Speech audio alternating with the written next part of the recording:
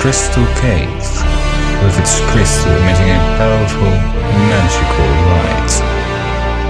Unknown creatures are there, so we haste to the realm of the forbidden fruit, set to have magical powers.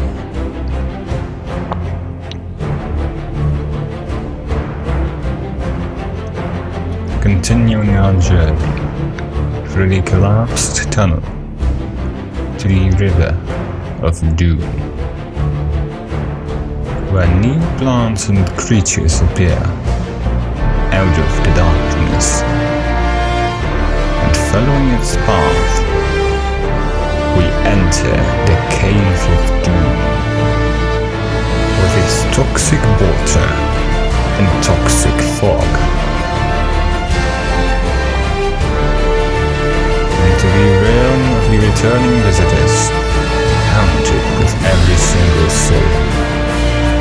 The most evil of all is the Underdark.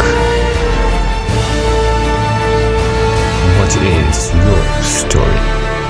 Are you ready to explore, build an exciting new world, and discover new treasures?